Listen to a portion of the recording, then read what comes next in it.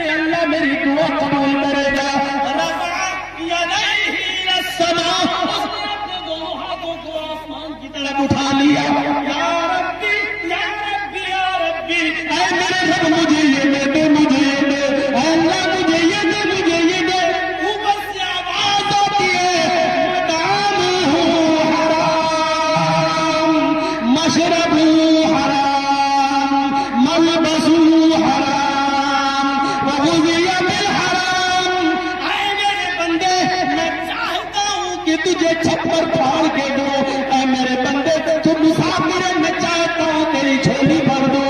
मेरे बंदे, तू जो मांग रहा है मैं तुझे देना चाहता हूं, लेकिन तू ही बता जो खा किया है वो हराम का। मतानु हराम, इसका खाना हराम, मलबसु हराम। आए मेरे बंदे, जो कपड़ा पहन कर आया है वो माल हराम का।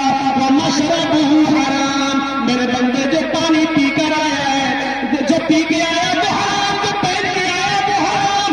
मेरे बदन में जो खून दौड़ रहा है वो गुज़िया बिल हराम, जो खून गर्दिश कर रहा है वो भी हराम का। अन्ना युस्तजाबु लिज़ालिक, मैं तेरी दुआ सुनूं तो कहां से सुनूं, मैं तेरी दुआ कबूल करूं तो कहां से करूं।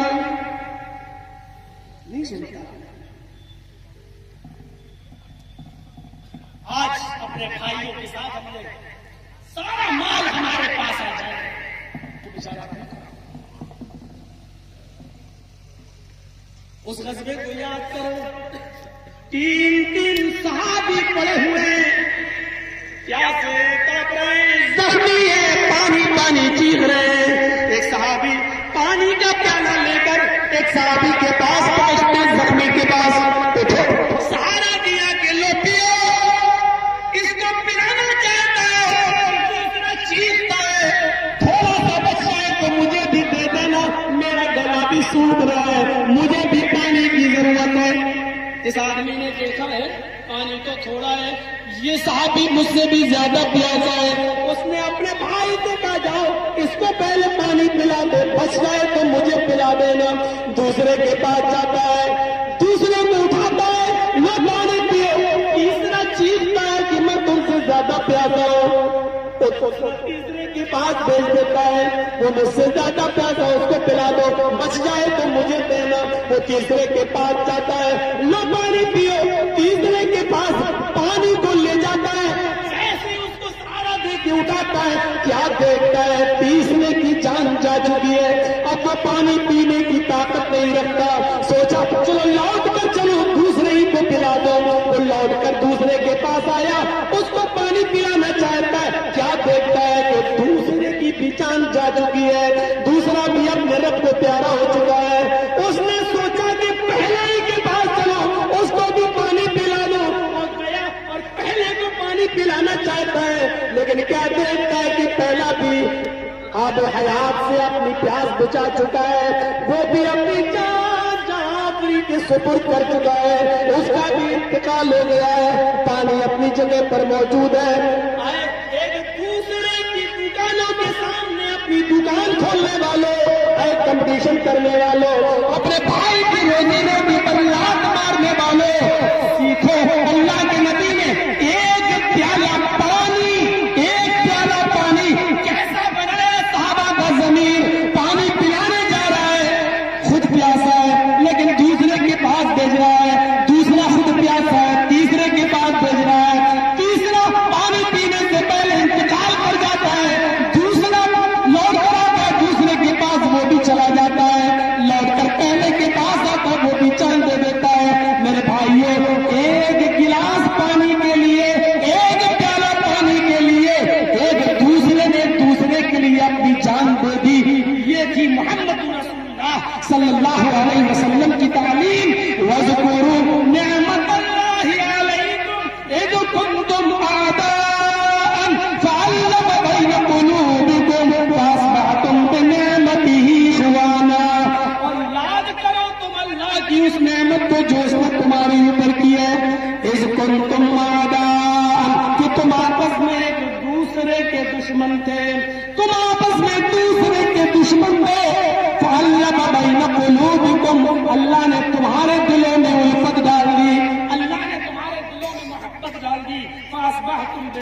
इख्वाना, तो तुम अल्लाह की इस नियामत से आपस में भाई भाई हो गए, आपस में तुम एक दूसरे के हमदर्द बन गए। तुम तो आपस में एक दूसरे के दुश्मन थे और थे कि नहीं थे।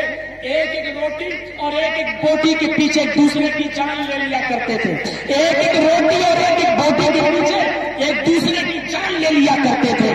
एक आदमी की बकरी दूसरे के खेत में चली गई, पूछो इन उलमा से, एक इस कबीले की बकरी इस कबीले के, इस गांव के, इस आदमी के खेत में चली गई। इसने कहा तेरी बकरी मेरे खेत में कैसी आई? उसने कहा अरे बकरी है आ गई तो क्या हुआ, थोड़ी सी घासी तो खा ली। इसी को लेकर बात बिगड़ी और इतनी बात बिगड़ी कि दोनों कबीलों में, दोनों गांव में जंग शुरू हुई। दोनों गांव में पढ़िए रहमतुल्लाह अलैहि काजी सुलेमान मंसूर पुरी रहमतुल्लाह अलैहि की दोनों में जंग चली। एक बकरी के इस गांव की बकरी इस गांव में चली गई, तेरी बकरी मेरे गांव में मेरे खेत में कैसी आई? उसने इतना कहा अरे आ गई तो क्या हुआ, बकरी तो है, थोड़ा सा खाली घास तो क्या हुआ। इतनी सी बात को लेकर झगड़ा चला, तो इतना चला कि ये झगड़ा 27 साल तक चला। 27 साल तक। और जानते हो 27 साल के बाद जब झगड़ा बंद हुआ तो दोनों तरफ से मरने वालों की तादाद गिनी गई तो मरने वालों की तादाद 40,000। आप अंदाजा लगा सकते हैं, एक बकरी के दूसरे के खेत में चले जाने पर, थोड़ी सी घास खा लेने पर, बकरी से ज्यादा सस्ता खून इंसानों का था। 40,000 जाने जा चुकी थी। कैसी कौम थी वो, कैसे अज्जल लोग थे वो, कैसे खूनख्वार लोग थे वो, कैसे झगड़ालू लोग थे वो। अल्लाह के रसूल ने, मोहम्मद रसूलुल्लाह ने अपनी तालीमात से ऐसी अज्जल कौम को, ऐसी खूनख्वार कौम को कैसा बनाया, जो एक बकरी के पीछे लड़ते थे वो एक दूसरे के लिए अपनी जान दे देते। पानी नहीं लिया, नहीं इसको पिलाओ, उसने कहा उसको पिलाओ। वो जब तक उसको पिलाने गया उसका इंतकाल हो गया। उसने सोचा दूसरे के पास, देखा दूसरा भी प्यास की वजह से इंतकाल कर गया। उसने सोचा चलो पहले को पिलाऊं तो पहला भी ले रहा। एक दूसरे ने एक दूसरे के लिए अपनी जान। अल्लाह के रसूल ने मोहब्बत का एक उसूल बताया था, जो अपने लिए पसंद करो वही अपने भाई के लिए पसंद करो। जो चीज आप अपने लिए पसंद करते हो वही अपने भाई के लिए पसंद करो। ये तसव्वुर अगर हमारे समाज में आ जाए, हमारे अंदर आ जाए। हजरत सईद इब्न जुबैर का नाम सुना है? सईद इब्न जुबैर हज्जाज इब्न यूसुफ के इताब के शिकार हो गए और हज्जाज इब्न यूसुफ ने ऐलान कर दिया कि सईद इब्न जुबैर को पकड़ के लाओ, उनको जिंदा पकड़ के लाना है, उनको हमारे आंखों के सामने कत्ल किया जाएगा। और सुनिए मेरे भाइयों, बड़ी दिलचस्प बात सुनाने जा रहा हूं आपको। सईद इब्न जुबैर के बारे में हज्जाज इब्न यूसुफ ने ऐलान कर दिया कि जहां मिले उनको जिंदा पकड़ के लाओ। लोग लग गए। और सईद इब्न जुबैर तो बड़े नेक थे बेचारे, बड़े नेक, लेकिन हज्जाज इब्न यूसुफ के जुल्म के शिकार हो गए, उनके इताब में आ गए। पुलिस ढूंढने लगी। सईद इब्न जुबैर रात का फायदा उठाकर भागने की कोशिश करते थे, जितना भाग सकते थे भागते। दिन होता था कहीं छुप जाते थे, फिर रात का फायदा उठाकर भागते थे, लेकिन वो हज्जाज की सल्तनत से बाहर नहीं निकल पाए। एक दिन वो दिन में किसी के घर सो रहे थे, किसी के यहाँ आराम कर रहे थे, और उसने उनको अपनी पनाह में रख लिया था कि रात होगी तो चुपके से निकाल देगी। मुखबिरी कर दी गई। हज्जाज इब्न यूसुफ की पुलिस को मुखबिरी किसी ने कर दी कि सईद इब्न जुबैर तो फला के घर।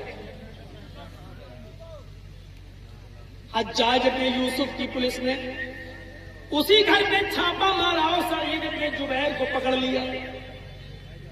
अपने ही लोग मुखबिरी करते हैं। अभी कोरोना में आपने देखा होगा, जब पूरे गांव में मस्जिदों में पाबंदी थी, 5 आदमी से ज्यादा नहीं आ सकते थे, तो आपने देखा ना कितने मुसलमान लोग एक दूसरे की मुखबिरी कर रहे थे। हमको नहीं जाने दिया। अच्छा ठीक है, तुम पढ़ के देखो नमाज। हमारे यहाँ जिसकी मोटरसाइकिल की डिग्गी में 1 किलो अगर गोश्त मिल गया, चाहे वो मुर्गी का हो या भैंस का हो, तो उससे 10-10 हजार रुपए लिया गया, बगैर मुखबिरी के नहीं। मुखबिरी अपने ही लोग करते हैं अक्सर। हज्जाज इब्न यूसुफ के सिपाहियों को अपने ही लोगों ने मुखबिरी कर दी और छापा मारा। सईद इब्न जुबैर पकड़ लिए। सईद इब्न जुबैर गिरफ्तार कर लिए गए। हज्जाज के वो 2 सिपाही उनको पकड़कर घोड़े पर सवार करके हज्जाज के पास लाने लगे, लेकिन हज्जाज इब्न यूसुफ इतनी दूर है, सईद इब्न जुबैर जहां पकड़े गए वहां से हज्जाज इतनी दूर है कि हज्जाज के पास ले जाने में हफ्ता या 10 दिन लगेगा। घोड़े पर बैठकर सफर करें तब। नमाज का वक्त होता, सईद इब्न जुबैर नमाज पढ़ते, दिन में रोजा रखते, रात में जब पुलिस वाले उनको सोने के लिए बोलते तो वो जितना मुमकिन होता नवाफिल का एहतमाम करते। 2 या 3 दिन तक तो हज्जाज इब्न यूसुफ की पुलिस ने सईद इब्न जुबैर को अपने पास रखा। सईद इब्न जुबैर को अपने पास रखा। उसके बाद दोनों सिपाहियों ने आपस में सलाह की कि देखो यार, सईद बड़े नेक हैं, इस नेक आदमी की बद्दुआ मत लो यार। ये बेचारा दिन में रोजा रखता है, रात में नमाज पढ़ता है और इसने कोई गलत काम किया ही नहीं। अरे हज्जाज इनको पकड़ेगा, कत्ल कर दे, और ये नेक आदमी है। दूसरे सिपाही ने कहा, पहले सिपाही से बात तो तुम ठीक ही कह रहे हो, हमें क्या मतलब, हम हज्जाज इब्न यूसुफ के पास जाएंगे और कह देंगे कि हमें सईद मिले ही नहीं। ये दोनों सईद के पास आए और सईद इब्न जुबैर से बोले, आए सईद, तुम बीवी बच्चों वाले आदमी हो, मैं चाहता हूं कि तुम्हें छोड़ दूं। सुनिएगा, मैं चाहता हूं कि तुम्हें छोड़ दूं। सईद इब्न जुबैर ने कहा, वो कैसे? तो देखो, तुम नेक आदमी हो, मैं जानता हूं, और हज्जाज के पास अगर मैं ले गया तो हज्जाज तुम्हें कत्ल कर देगा। सईद ने कहा, ये मैं जानता हूं, ऐसा करो कि मैं तुम्हें छोड़ रहा हूं, तुम रात की तारीकी का फायदा उठाकर जल्दी निकल जाओ। हज्जाज के सामने हम जाएंगे तो हम हज्जाज से कह देंगे हमें तो सईद मिले ही नहीं। सईद इब्न जुबैर ने कहा, बहुत अच्छा, अल्लाह तुम्हारे ऊपर रहम करे, हमारे भी बच्चे हैं, हमारी भी बीवी है, हमें अपनी बीवी बच्चों की फिक्र है, तो मुझे छोड़ो, है अल्लाह तुम्हारे ऊपर रहम करे, अल्लाह तुम्हें इसका निकासी बता फरमाए। हज्जाज की सिपाहियों ने छोड़ दिया। सईद इब्न जुबैर अभी मुश्किल से 1 या 2 मील दूर गए। सईद इब्न जुबैर अभी मुश्किल से 1 या 2 मील दूर गए होंगे, बस, इससे ज्यादा नहीं। फिर लौट कर वापस आ गए, जबकि छोड़ दिया। गौर करो, अगर किसी को छोड़ दिया जाए तो आदमी कितना खुश होगा। इनको छोड़ दिया गया, ये खुश थे और गए, लेकिन 2 मील दूर जाने के बाद वापस आए और इन सिपाहियों से कहा, रुको रुको, इधर आओ, मुझे पकड़ लो, मेरे हाथों में हथकड़ी डालो और मुझे हज्जाज के पास लेकर चलो। आप सोच रहे होंगे क्यों, वही मैं बताना चाहता हूं आपको। उन पुलिस वालों ने, उन सिपाहियों ने कहा, ऐसा ही हमने तो तुम्हें छोड़ दिया है। फरमाया, नहीं, तुमने छोड़कर अपना काम कर दिया है, लेकिन मेरी गैरत गवारा नहीं कर रही है कि मैं जाऊं, तुम मुझे हज्जाज के पास ले चलो। सिपाहियों ने कहा, सईद तुम कत्ल कर दिए जाओगे। सईद ने कहा, मुझे मालूम है कि मैं कत्ल कर दिए जाऊंगा, फिर मैं तुम्हें छोड़ दिया, तुम जाओ। सईद कहते नहीं, मैं नहीं जा सकता, मैं नहीं जा सकता, इसलिए कि जिस मुखबिर ने मेरी खबर दी है कि मैं फला के घर में छिपा हूं, उस मुखबिर को यह मालूम होगा कि तुम दोनों के साथ हूं मैं, तुम दोनों ने मुझे पकड़ लिया है, उस मुखबिर को यह मालूम होगा। और जब हज्जाज के सामने तुम जाओगे और ये कहोगे कि मुझे सईद मिले ही नहीं, और उसी मुखबिर ने, उसी जासूस ने अगर ये कह दिया कि इन्होंने पकड़ लिया था सईद को, ये ला रहे थे लेकिन रास्ते में इन्होंने छोड़ दिया, तो आए पुलिस वालों, आए सिपाहियों, मैं तो बच जाऊंगा, लेकिन हज्जाज तुम दोनों को नहीं छोड़ेगा, क्योंकि तुम दोनों मुझे छोड़ रहे हो। और मैं ये पसंद नहीं करता हूं कि मेरी जान बच जाए और मेरी वजह से तुम दोनों की जान चली जाए। अल्लाह के नबी ने फरमाया, जो अपने लिए पसंद करते हो वही अपने भाई के लिए पसंद करो। जब मुझे अपनी जान देना पसंद नहीं है तो तुम्हारी जान लेना क्यों पसंद होगा? मैं अपनी वजह से तुम दोनों की जान खतरे में नहीं डाल सकता, तुम मुझे लेकर चलो। पुलिस वालों ने बहुत कहा लेकिन ये नहीं माने, और ये दोनों पुलिस वाले सईद इब्न जुबैर को हज्जाज के सामने लाए। हज्जाज ने पूछा, सईद तुम्हारी आखिरी तमन्ना क्या है? सईद ने कहा 2 रकात नफिल नमाज। बहुत ही मुख्तसर उन्होंने 2 रकात नफिल नमाज पढ़ ली। हल्का फुल्का कुछ खाने की ख्वाहिश जाहिर की तो वो भी दे दिया गया। उसके बाद में खूनी चमड़ा बिछा दिया गया।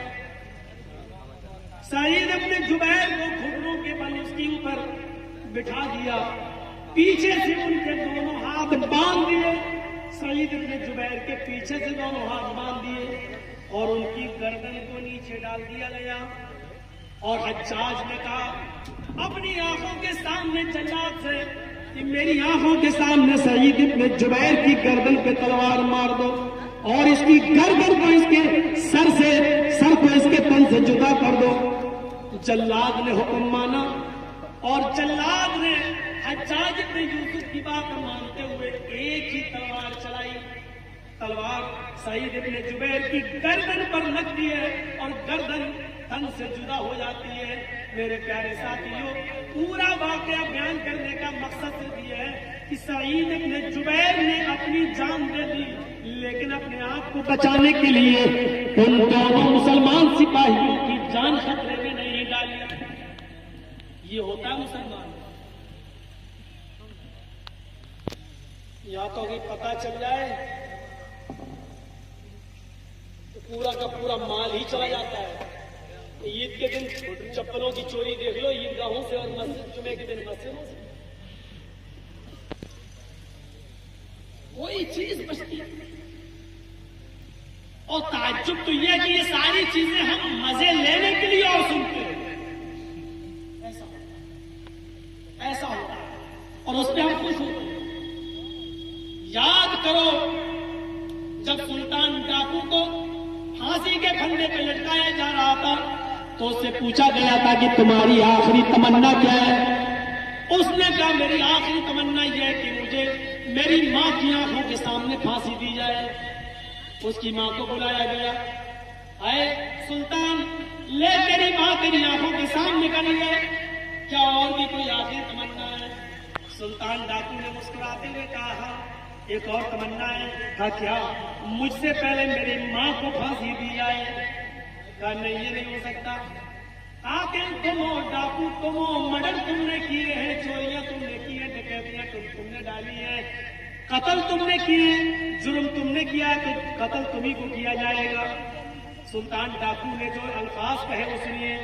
हाँ आए पुलिस वालों, ये सच है कि मैंने चोरी की है, मैंने डकैती डाली है, मैंने माल लूटने के लिए दूसरों का मर्डर भी किया है, लेकिन तुम्हें ये नहीं मालूम कि मुझे चोर किसने बनाया है? ये डाकू बनाने वाली, कातिल बनाने वाली मेरी माँ है।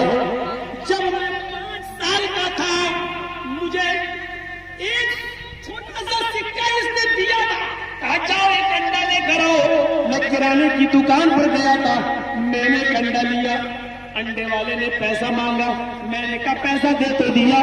उसने दिया है, मैं झूठ बोल दिया, मैंने अंडा ले लिया, पैसा भी बचा लाया और अंडा भी लेकर आया। मैंने वो अंडा अपनी माँ को दिया। माँ ने पूछा, बेटा ये पैसे कैसे बच गए? मैंने तरीका बताया।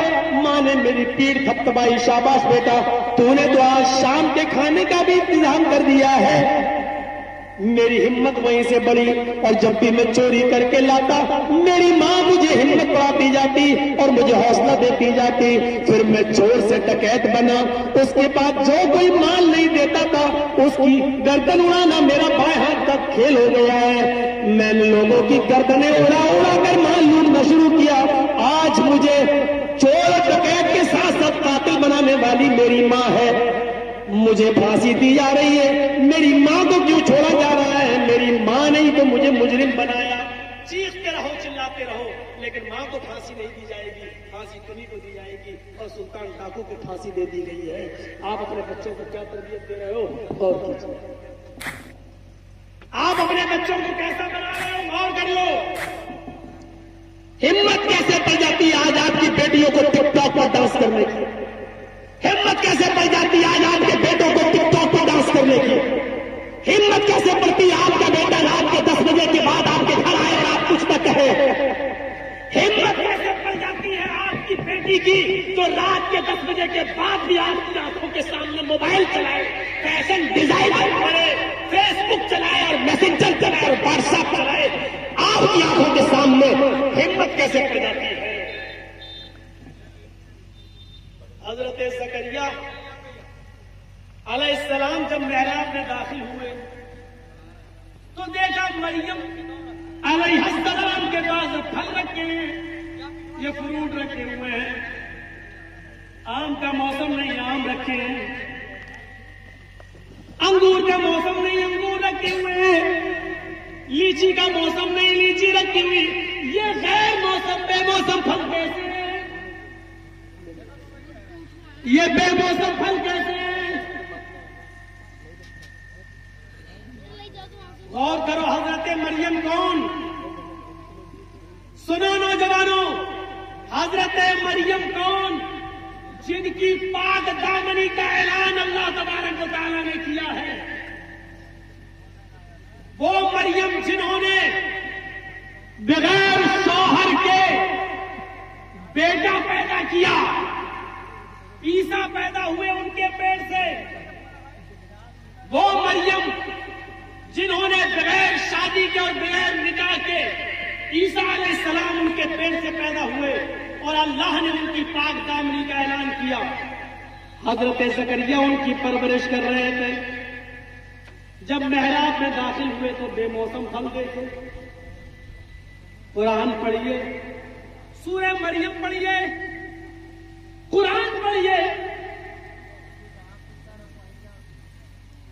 हजरत ज़करिया ने जब बेमौसम फल देखे तो हजरत मरियम से पूछा, अन्ना लगे हाजा, अय मरियम, इन फलों का तो मौसम नहीं है, ये फल तेरे पास कहां से आए?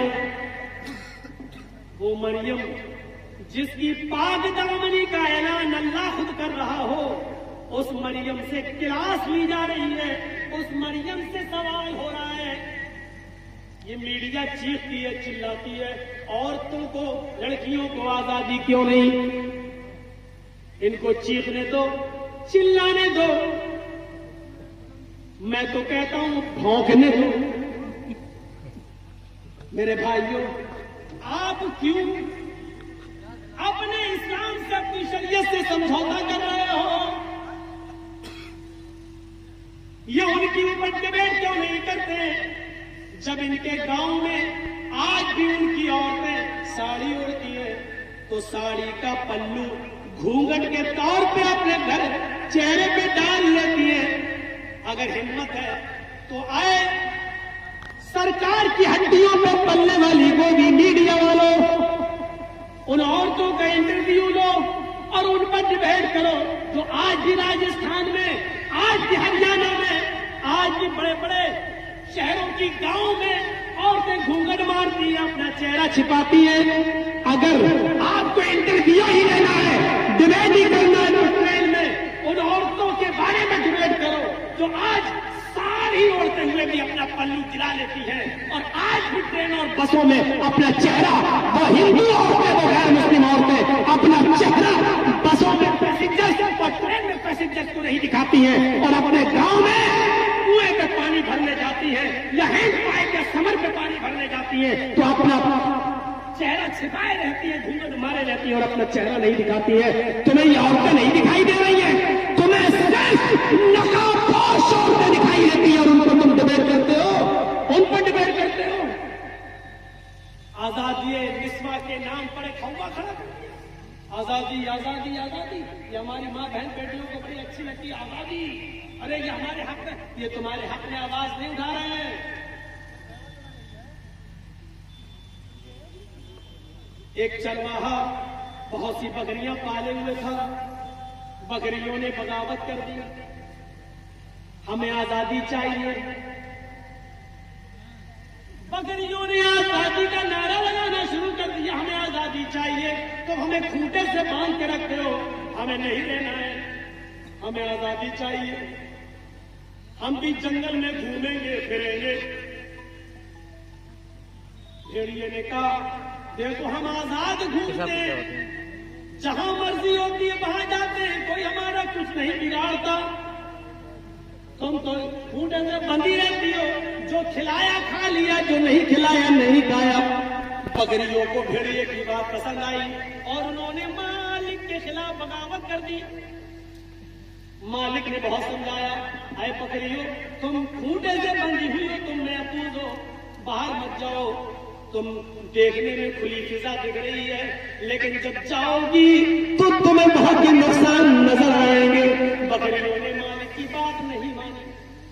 एक बूढ़ी बकरी भी चीखती रही, आए मेरी बेटी हो, मेरी बच्ची हो, तुम बाहर न जाओ, तुम्हारे मालिक ने तुम्हें जहां बांधा रहो, जो खिलाता है खाओ। बाहर की फिजा देखने में अच्छी है, लेकिन हकीकत में वहां तुम्हें सेफ्टी नहीं मिलेगी, वहां तुम अपने आप को महफूज नहीं पाओगी। इन बकरियों ने कहा, आए बूढ़ी बकरी से अम्मा तुम तो बुढ़ी हो चुकी हो, तुम तो अपने दिन पूरे कर चुकी हो, तुम्हें क्या मतलब, 2-4 महीने की रह गई हो, गुजार लो, हमारी तो अभी जिंदगी पड़ी है, हमें तो आजादी चाहिए। मालिक को गुस्सा आया, बकरियों ने खाना पीना छोड़ दिया, भूख हड़ताल कर दी, हमें आजादी चाहिए। मालिक ने भी उनको अपने खूंटे से आजाद कर दिया। लो अब तुम हमारे बंदिश में नहीं रहना चाहती हो, हमारे खूंटे में नहीं रहना चाहती हो, तो जाओ। उसने खूंटा खोल दिया और बकरियां छलांग लगाते हुए जंगल में पहुंच गई। कभी झाड़ी पे चलने लगी, कभी यहाँ घास खाने लगी, सोचने लगी कि ये तो बड़ी अच्छी फिजा है, ये खाओ वो खाओ, यहाँ मुंह मारो वहां जाओ, अब तो आजादी आजादी मुझे मिली। चलते चलते वो एक पहाड़ी के पास पहुंच गई, वहीं पर चंद भेड़िए खड़े थे, वो इसी ताक में थे कि ये बकरियां हमारे पास आए। उन भेड़ियों ने उन बकरियों को अपने पास आता हुआ देखा, उन बकरियों के ऊपर हमला कर दिया और सबको फाड़ दिया। उन बकरियों का पेट फाड़ के वो भेड़िया उनको खा गया। मेरी माँ बहनों, पर्दे में बैठकर तुम तकरीर सुन रही हो जर्जीस की, आज आजादी निस्वा का नारा लगाने वाली ये गोदी मीडिया जो तुम्हें आजादी के सपने दिखाती है, आज हकीकत में ये वो भेड़िए हैं जो तुम्हारी आजादी नहीं चाहते, तुम्हारी आजादी का फायदा उठाकर तुम पर हमला करना चाहते हैं, तुम्हारी इज्जत आबरू से खेलना चाहते हैं। जैसे बकरियों को खा गए, ऐसे तुम्हारी इज्जत आबरू को खाना चाहते हैं। वरना मुझे कोई डिपार्टमेंट ऐसा बता दो जहां तुम महफूज हो, जहां तुम सुरक्षित हो। एक बैंक में नौकरी मिलती है तो सब कुछ देखा जाता, तुम्हारा टैलेंट क्या है, तुम्हारे गाल कैसे हैं, तुम्हारे होठ कैसे हैं, तुम कस्टमर को कितना रिझा सकती हो। एक होटल में तुम्हें रखा जाता है तो तुम्हारी एक्टिंग देखी जाती है कि तुम कस्टमरों को कैसे मोहलोगी, तुम उनको कैसे अपने करीब करोगी। एक हॉस्पिटल में तुम्हें रखा जाता है तो वहां देखा जाता है कि तुम मरीजों को कैसे अपने तरफ आकर्षित करोगी। एयर हॉस्टेस बनकर एरोप्लेन में, जहाज में तुम्हें नौकरी दी जाती है तो ये देख कर दी जाती है कि तुम कस्टमरों का दिल कैसे अपने पास रख सकती हो और उनको कैसे अपने जिस्म का गुलाम बना सकती हो। ये सारी चीज महफूज है, तुम्हारी आबरू का महफूज है। और खुलकर क्यों न कह दूं, आज 2 रुपए का साबुन भी उस वक्त तक नहीं बिकता है। आज 2 रुपए का साबुन भी उस वक्त तक नहीं बिकता है जब तक कि उस साबुन के ऊपर उसके पत्थर पर, उसके कागज पर जब तक तुम्हारी आधी नंगी फोटो न लगाई जाए, तुम्हारा आधा नंगा जिस्म न दिखाया जाए, उस वक्त तक 2 रुपए का साबुन भी नहीं बिकता है। मेरे बहनों, इस्लाम ने तुम्हें इज्जत दी है, इस्लाम ने तुम्हें आबरू दी है। तुम्हें ये भेड़िए पुकार रहे हैं, आजादी आजादी का नारा लगा रहे, हकीकत में ये वो भेड़िए हैं जिनको तुम्हारी आजादी से मतलब नहीं है। साहब कहते हैं कि घर के अंदर कैद है, ये औरतें घर के अंदर तुम्हारा बिस्तर बिछाएं, तुम्हारे बर्तन मांजें, तुम्हारे कपड़े धुलें। गौर करो, अरे हमारी बेटियां, हमारी बहनें बड़े बड़े होटलों में भी तो यही काम कर रही हैं। उनसे बर्तनी तो मंजवाए जा रहे हैं, उनसे बिस्तरी तो बिछवाया जा रहा है। अगर वो अपने घर में अपने बाप के लिए, अपने मां के लिए, अपने भाई के लिए बिस्तर बिछा दे तो ये कैद है। कस्टमरों के लिए होटल में बिस्तर बिछाए तो ये आजादी है। अपने बाप को और अपनी बूढ़ी मां को और अपने भाई को अगर खाना पकाकर खिला दे तो ये कैद है। हवाई जहाज के अंदर कस्टमरों के सामने खाना रख दे तो ये आजादी है। आए मीडिया वालों, तुम्हारे खोपड़ी में कौन से जानवर का गोबर भरा हुआ है? माँ बाप की खिदमत करने को, भाई बहनों की खिदमत करने को, बूढ़ी औरत की खिदमत करने को तुम कैद कहते हो, और बाहर गैरों की खिदमत करने को तुम आजादी कहते हो। तुम्हारी अक्लों में गाय का तो नहीं, भैंस का गोबर भरा हुआ है, इसको तुम आजादी का नाम देते हो। शर्म मगर तुम्हें नहीं। तो सब देखिए, ये आजादी है निस्वा का नाम, आजादी है निस्वा। तो मेरे प्यारे साथियों, बात बहुत आगे बढ़ गई। सईद इब्न जुबैर ने अपनी जान दे दी, लेकिन उन सिपाहियों को नहीं मारा। आज क्या हो रहा है? हम अपने मुआशरे पर गौर करें, अपने समाज पर गौर करें। एक दूसरे का माल भी हम खा जाना चाह रहे हैं, उसके माल पर भी हम कब्जा कर लेना चाहते हैं। और ये हाल है, ये हाल कि हमें एहसास करना। आइए और अंदाजा लगाकर देख लीजिए आप। एक छुरी है ना, पड़ी हुई है, और उस छुरी के ऊपर बकरी का खून लगा हुआ है। छुरी जमीन पर गिरी हुई है ऐसी, यानी जो बकरा ज़िबा किया जाता है उसका हिस्सा ऊपर है, ऐसे गिरी हुई है कि कुत्ते की नजर पड़ी उसके ऊपर, कुत्ते ने देखा उस छुरी पर खून लगा हुआ है, वो कुत्ता गया उस बकरी के खून को ऐसे चाटने की कोशिश करता है छुरी से। बकरी का खून तो उसने चाट लिया, लेकिन उसकी जबान कट गई, और उस कुत्ते की जबान से जो खून निकला वो छुरी में लग गया।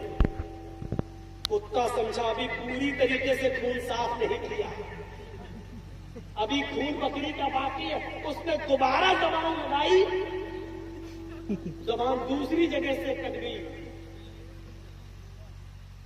खून छुरी पर फिर लग गया। कुत्ते ने सोचा खून काफी है बकरी का, उसने फिर चाटा, जबान तीसरी जगह से कट गई, खून फिर लग गया। कुत्ता बकरी का खून समझ के चाटता रहा, अपनी जबान कटती गई, यहां तक कि उसकी जबान कट के गिर गई, फिर वो खा पी नहीं सका। आज यही हाल हमारा है, हम दूसरे को बर्बाद करने के चक्कर में अपने आप को बर्बाद। और देख लो, जिस आदमी ने मुझे जेल की सलाखों तक पहुंचाया, अगर मैंने 2 लाख खर्च किए तो उसने 5 खर्च किया, मैंने 5 खर्च किए तो उसने 8 खर्च किया। और आज उसकी नौबत यह आ गई कि उसकी जमीन बिक गई, जायदाद बिक गई। आज वो सड़क पर आ गया, कंगाल हो गया।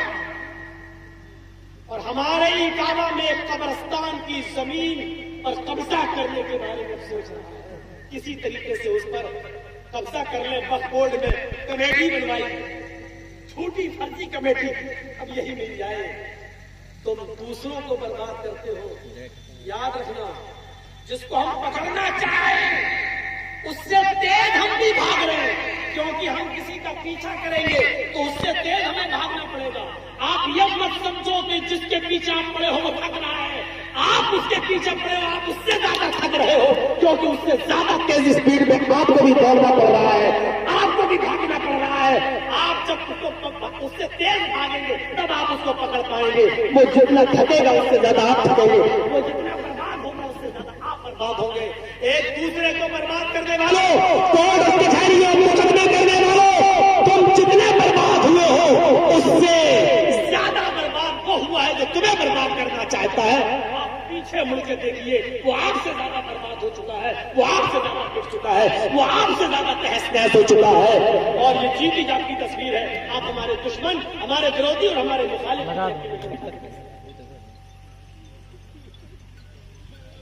ये दुनिया है, जैसा करोगे वैसा भरोगे। दो चीजें याद रखना, एक कानून शरीयत, एक कानून फितरत। शरीयत में माफी है, फितरत में माफी नहीं है। लॉ ऑफ नेचर किसी को माफ नहीं करता है। शरीयत में माफी है, नेचर माफ नहीं करता है। हमने आपको थप्पड़ मारा, आपसे माफी, गलती हो गई, माफ कर दो, माफ कर सकते हो। बाप को आपने मारा, बाप से गलती हो गई, माफ कर दो, बाप ने माफ कर दिया, अल्लाह भी माफ कर देगा। लेकिन याद रखना, शरीयत में माफी है, लॉ ऑफ नेचर में माफी नहीं है। आपने अपने बाप को मारा है, तैयार रहिए, आपकी औलाद आपको भी मारेगी। आपने अपनी मां को निकाला है घर से, तैयार रहिए, आपकी बड़ी औलाद आपको घर से निकालेगी। ये लॉ ऑफ नेचर है। नेचर किसी को माफ नहीं करता, फितरत किसी को माफ नहीं करती। शराब पी है आपने, अल्लाह बहुत बड़ी गलती हो गई, गुनाह हो गया, मुझे माफ कर दे, अल्लाह माफ कर देगा। शरीयत में माफी है, लेकिन नेचर में माफी नहीं है। शराब आपने पी है तो किडनी पर तो असर करेगी, गुर्दा तो आपका खराब होगा ही, नेचर माफ नहीं करता। बीड़ियों सिगरेट बहुत ज्यादा पीने वाले देखो आज फेफड़ों के मर्ज में मुब्तला है, सांस लेने में उनको दिक्कत हो रही है, बीपी के मरीज हैं, उनका फेफड़ा जल जाता है। आप तौबा करें, अल्लाह माफ कर सकता है, लेकिन नेचर माफ नहीं करता है किसी को। आप किसी के साथ गलत कर रहे हैं तो आपके साथ गलत होगा, आप किसी के साथ अच्छा कर रहे हैं तो आपके साथ अच्छा होगा। आपने अगर किसी प्यासे को पानी पिलाया तो आपको भी कोई पानी पिलाएगा। आपने किसी मजबूर की मजबूरी में मदद की तो आपकी भी मदद की जाएगी। आपने अगर अपने बाप को मारा तो अपनी औलाद आपको मारेगी। आपने अपनी मां को घर से निकाला तो अपनी औलाद आपको घर से निकालेगी। ये लॉ ऑफ नेचर है, नेचर किसी को माफ नहीं करता है, नेचर किसी को माफ नहीं करता है।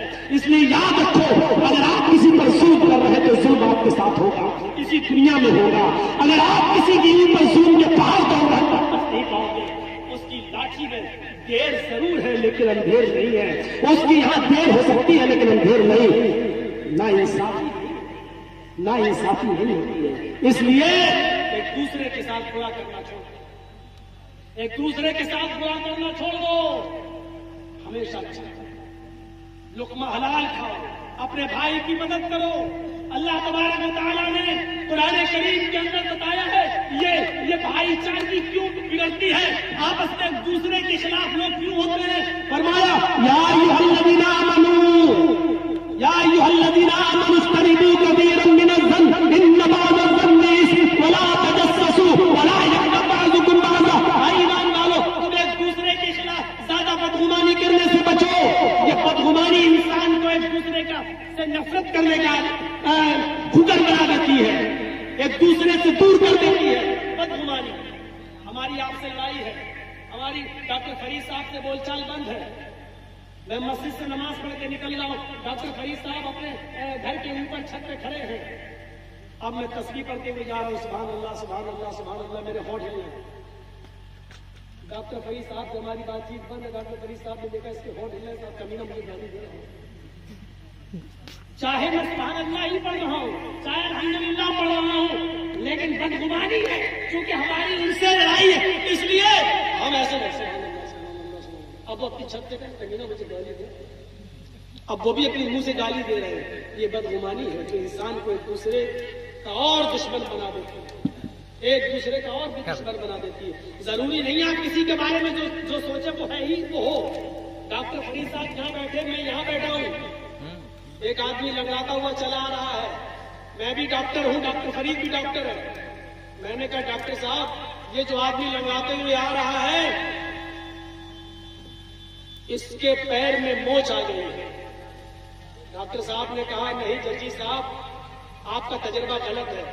मैं कहता हूं इसकी रीढ़ की हड्डी में दर्द है। मैंने कहा डॉक्टर हूं मैं भी, मेरा तजुर्बा कहता है कि इस आदमी के पैर में मोच आ गई है। डॉक्टर फरीद साहब कह रहे हैं नहीं मैं भी डॉक्टर हूं, इस आदमी की रीढ़ की हड्डी में दर्द इसलिए लगा रहा है। मैंने कहा लगा लो 1000 की शर्त। डॉक्टर साहब ने कहा ठीक है, 1,000 रुपए दोनों ने रख दिया। तुम सच्चे तो मैं ले लूंगा, तुम सच्चे तो तुम ले लेना, मैं सच्चा तो मैं ले लूंगा। मेरा कहना है इसकी मोच आ गई, आपका कहना है रीढ़ की हड्डी में दर्द है। ठीक है, मेरी सोच मेरा गुमान कह रहा है कि उसके पैर में मोच, डॉक्टर साहब कह रहे हैं उसके रीढ़ की हड्डी में दर्द। 2,000 रुपए यहाँ रखे हुए हैं, तीसरे आदमी के पास जो सच्चा होगा उसको दे दिया जाएगा। वो आदमी लड़ाते हुए हम दोनों के करीब आया। जर्जी साहब ने पूछा, डॉक्टर साहब ने पूछा कहिए आपके पैर में मोच आ गई है? कहा नहीं साहब। डॉक्टर साहब ने कहा क्या आपकी रीढ़ की हड्डी में दर्द हो रहा है? नहीं साहब। अरे आपको क्या प्रॉब्लम है, मोच या रीढ़ की हड्डी में दर्द? उसने कहा ना मेरे पैर में मोच आई, न मेरे पैरों में, न मुझे रीढ़ की हड्डी में मेरे कोई दर्द है। अरे तो तुम लंगड़ा क्यों रहे हो? उसने कहा साहब मेरी चप्पल टूट गई है इसलिए लंगड़ाते हुए चल रहा था। दोनों का गुमान गलत हो गया है। जरूरी नहीं कि तुम जो सोचो वो सही हो, इसलिए अल्लाह ने कहा या अय्युहल्लज़ीना आमनू इज्तनिबू कसीरन मिनज़्ज़न्न इन्न बअज़-ज़न्नि, ज्यादा बदगुमानी मत करो। इमाम औज़ाई रहमतुल्लाह अलैह की बीवी घर में, इमाम औज़ाई अपने घर के आंगन में चटाई पर कुरान पढ़ रहे थे। सुबह दरवाजा खटखटाया किसी औरत ने। इमाम औज़ाई ने दरवाजा खोला, सामने औरत खड़ी है गांव की। उसने कहा इमाम साहब मुझे आपकी बीवी से मिलना है। इमाम औज़ाई ने अपनी बीवी से कहा तुमसे मिलने के लिए कोई खातून आई है। इमाम औज़ाई कुरान लेकर घर में कमरे में घुस गए और अपनी बीवी से कहा कि तुम अपनी बहन को मोहल्ले से आने वाली औरत को चटाई पे बिठा लो और उससे बात कर लो। वो औरत जो गांव से आई थी इमाम औज़ाई की बीवी से मिलने, जैसी वो चटाई पर बैठी उसकी शलवार पीछे से भीग गई। यहाँ हिस्सा उसका चटाई पर पानी पड़ा था वो भीग गई। वो उठी, ये क्या हुआ? उसने देखा इमाम औज़ाई का छोटा सा बच्चा, 2 साल का, 1 साल का, 1.5 साल का बच्चा ये खेल रहा है, कपड़े भी नहीं पहने हैं। वो समझी कि इस बच्चे ने यहाँ पेशाब कर दिया है। इमाम औज़ाई की वो औरत कहने लगी लो इस बच्चे ने चटाई पर पेशाब कर दिया और मैं इसके पेशाब पर बैठ गई। आप तुम बाहर से आने वाली औरतों को ऐसी जगह बिठाती हो, शर्म नहीं आई? इस लड़के के पेशाब ने मेरे कपड़ों को नापाक कर दिया। इमाम औज़ाई की बीवी बोलती है ये पेशाब नहीं है, तुम बेफिक्र रहो, तुम जहां बैठी हो इससे तुम्हारी सलवार नापाक नहीं हुई। वो कहने लगी मैं कैसे मान लूं, बच्चे का कपड़ा भीगा हुआ है, चड्डी उसकी उतरी हुई है, कपड़ा पहना नहीं है, चटाई से उतरना भी गया है, चटाई पर पानी पड़ा है और आप कह रही हो ये पेशाब नहीं है। इमाम औज़ाई की बीवी कहती है मैं जानती हूँ बेटा मेरा है, उसने पेशाब उसी कपड़े में किया है और पेशाब मैंने वो कपड़ा उतार कर वहां रख दिया है, इस चटाई पर वो नहीं आया है। वो कहती है कि मैं कैसे मान लूं? इमाम औज़ाई की बीवी से कहने लगी ये बच्चा इसकी चटाई के ऊपर से गया है और तुम कह रही हो कि ये उसका पेशाब नहीं है। अगर पेशाब नहीं है तो मुझे साबित करो कि ये पानी है, मुझे सबूत दो कि ये पानी है, पेशाब नहीं है। अब इमाम औज़ाई की बीवी को गुस्सा आता है। वो कहती है कि आए गांव से आने वाली मेरी बहन, मैं तुम्हें कैसे बताऊं, मैं बताना नहीं चाहती थी कि ये चटाई पर क्या है जहां तुम बैठी हो। अब सुनो, मेरे शौहर फजर की नमाज मस्जिद में पढ़ाते हैं, मस्जिद से नमाज पढ़कर जब आते हैं तो इसी चटाई पर बैठकर सूरज निकलने तक कुरान पढ़ते हैं, और सूरज निकलने के बाद फिर अपने दोनों हाथों को उठाकर दुआ मांगते, तौबा करते हैं, अल्लाह से इस्तिग़फ़ार करते हैं, गुनाहों से माफी मांगते हैं, और अल्लाह से तौबा करते हैं। इतना रोते हैं कि उनके आंखों से ये चटाई भीग जाती है, उनके आंसू से ये चटाई भीग जाती है, और ये उनका एक दिन का नहीं, रोज का मामूल है। ये चटाई जिस पर पानी के जो कतरे तुम देख रही हो, जो तुम्हारी सलवार पे लगे हुए हैं, आए मेरी बहन, ये मेरे बच्चे का पेशाब नहीं, मेरे शौहर की आंखों के आंसू हैं, मेरे शौहर की आंखों की आंसू हैं, जिन आंसुओं पर तुम बैठ गई हो और जिससे तुम्हारी सलवार भीग गई है। देखिए, उस गांव की औरत जिसको पेशाब समझ रही थी, वो इमाम औज़ाई के आंसू निकले। कुरान कहता है बदगुमानी से माहौल बिगड़ता है, तुम एक दूसरे के खिलाफ बदगुमानियां अपने ज़हनों में मत पाला करो। आज हमने एक दूसरे के खिलाफ बदगुमानियां रखना शुरू कर दी, इसलिए आज यह हालात है। एक लड़की अभी जा रही हो यहाँ से और मोबाइल पर बात करती हुई जा रही हो, आपके दिमाग में ये नहीं आएगा कि अपने भाई से बात कर रही होगी, आपके दिमाग में ये नहीं आएगा कि अपनी बहन से बात कर रही होगी, आपके दिमाग में ये भी नहीं आएगा कि हो सकता है हॉस्पिटल में इसका बाप बैठने दो और ये किसी डॉक्टर से अपने बाप के बारे में पूछ रही है। आपके बारे जहन में एक ही गुमान आएगा, ये लड़की अकेली जल्दी मोबाइल से बात करती हुई जा रही है, जरूर अपने बॉयफ्रेंड से बात कर रही है, और जल्दी जाने का मकसद ये है कि वो जल्दी उससे मिलना चाहती है ताकि गांव मोहल्ले का कोई दूसरा आदमी न देख ले। यही गुमान आएगा मेरे भाई, जो इस गुमान को उल्टो। कुरान कहता है ज्यादा एक दूसरे के बारे में गुमान न किया करो, बदगुमानी से बचो। बहुत सी बदगुमानियां इंसान को गुनाहगार बना देती है। मेरे प्यारे साथियों, ये था उखुवत और भाईचारगी के ऊपर मेरा थोड़ा सा दर्स, मेरी थोड़ी सी तकरीर, जो मैंने थोड़ी देर की सही 1.5 घंटा आपके सामने मेरे स्पीच भी है, या 1.5 घंटे से कुछ ज्यादा। मेरे भाइयों, यकीनन बहुत थका हुआ था, अभी तक हॉस्पिटल का चक्कर लगाया तो कहीं मेरा प्रोग्राम नहीं था, सीधे कहीं चलाया और फैमिली लेके आया, और जैसे ही ट्रेन से उतरा और फौरन यहाँ पहुंचा, तो 1-आधा मिनट मुझे कुछ आराम करने को भी नहीं मिला। यकीन जानिए आप, न तो ट्रेन में लखनऊ से चला हूं मैं, और अब तक इतना भी आप ताज्जुब करेंगे, जगह बैठा हूं, अभी तक इस्तिंजा तक नहीं। आप इससे आप अंदाजा लगा सकते हैं कि इतना भी किसी को मौका न मिला हो। तो मेरे भाइयों, 3:10 हो चुके हैं, वक्त भी ज्यादा हो चुका है। हम अल्लाह से दुआ करते हैं कि बारे भाईचारे हमारे दिलों में पैदा फरमा दे, रमजारी हमारे दिलों में पैदा फरमा दे, हमारे माशरे की इस्लाह फरमा दे, हमारे हमें एक दूसरे का हमदर्द बना दे, एक दूसरे के लिए जीने मरने वाला बना दे, हमें इस्लाम के मुताबिक अपनी जिंदगी गुजारने की तौफीक अता फरमा। हमारे अल्लाह जब तक तो हमें जिंदा रख, इस्लाम पे जिंदा रखना, और जब हमारा खात्मा हो तो ईमान पर हमारा खात्मा फरमाना। वमा अलैना इल्लल बलागुल मुबीन। अस्सलामु अलैकुम व रहमतुल्लाहि व बरकातुहू।